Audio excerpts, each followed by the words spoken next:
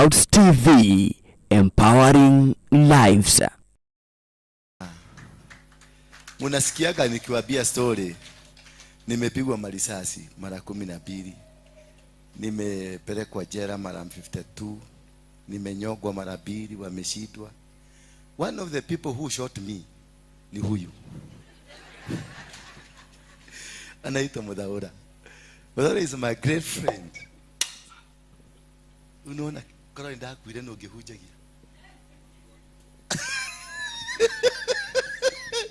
Alikuwa anafanya na Flying Squad. Bwana alikuwa na farm instruction. Huyu jamaa agushwe. Lakini huyu akajaribu kupiga ikarudi kwake. Bwana asifiwe. Bwana asifiwe. Kwa majina naitwa Mudaura. Ndura Apostle is a very good friend of mine. On the other side tulikuwa maadui. But sure enough, and I want to tell everyone who is here, kitu yote ile unasikianga yote akiongea si ya kujitakia makuu, pale amepitia, kumbe Mungu alikuwa na mpango mwingine. Sasa juzi amenipiga risasi nikiwa pale, nilijionea hapa. And sure enough, yoyote ule anajua ako hapa, ningempatia kitu moja. Mungu kuna sababu amefungua hapa. Ukienda kwa historia ya hii nyumba, waro ijui ilijengwa na kina nani, na ndio unaona inaitwa sinagogi. My brothers and sisters, msimuone hivyo, chukua kile anakuambia. Akona siri akonaye, mimi naijua. Kuna siri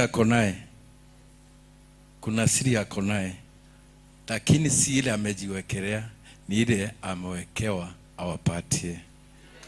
Bwana friend. Number 3 nikimaliza. Tangu niingie hapa, nimeingia hapa sometimes 3 weeks or whatever, nakuja tunaonana. Nimeona mkono wa Bwana.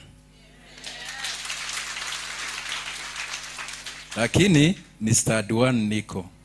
Sio kusema juu umekuja hapa. Nilikuja hapa mambo ikaanza kufunguka. Shetani akatoka mbio. Ile vita amenipiga na mimi nikawaambia sitosheki, hapo ndio nitaenda. Kwa nini nanipiga? Kwa nini napigwa? Kwa nini shetani anakupiga? Kwa nini ananipiga? Nikiingia hapa, maana najua kile kiko hapa ni nini, na hataki kumeza. Thank you. Ebu just a minute. Kule Australia, mliwacha kama mmenipiga risasi na nimekufa. Wakati ulisikia sijakufa, ulifikiriaje? Si kila mtu alitoroka wakati kilifufuka. Kila mtu alitoroka. Oh my God. I've never seen such things, yeah. Sijawahi kuona mambo mengine kwa kazi ama hii. Lakini wachana huyu, Mungu kuna kitu amekuwekea ulishe hii nchi. Thank you. Pigieni makofi. Mjamali acha kama sasa niokoto bakapiga kebo ile. Mike kilo over. Kujeni mokote maiti.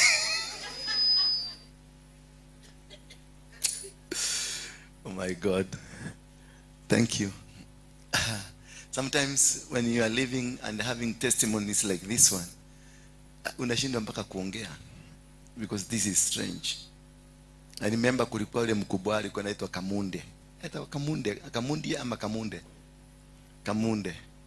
Kamunde Makoyo. Alinipiga risasi 2. Na venye niliruka fence hakujua.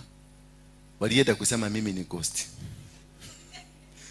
Hapo mwingine alikuwa PPO, ni PPO, Kilonzo. Alisema Waruinge is armed and dangerous. That man is a ghost. We saw him, but we could not arrest him. We took him in, but how he got out, we don't understand. So we are giving 40 million. Whoever kills him, come and collect you and 40. Eh? Anyway, that's part of life. Everybody has a past. Everybody has a reason why we are existing here. God bless you. We are going far. Mwambie mwenzako, we are going far. They will not be able to kill you.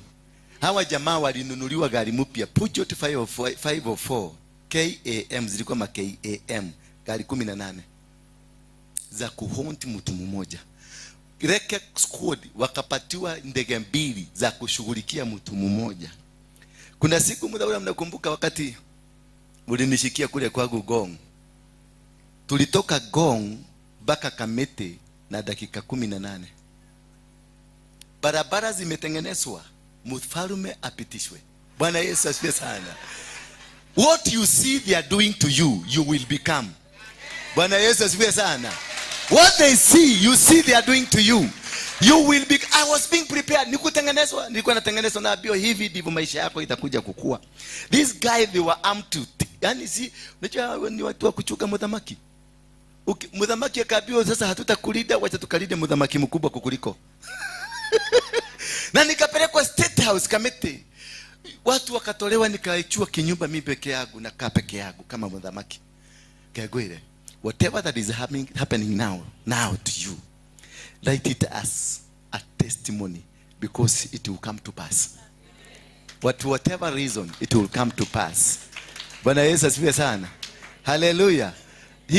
Hakuna mtu angeimagine mtu kama huyu tungeweza kukaa pale pamoja to share. There's no way. But God made sure that he will become a testimony of his manifestation. And that is what is going to happen to you. Bwana Yesu asifiwe sana. Tell your neighbor, I'm not going to die, but I will be a testimony to what God is about to do in my life.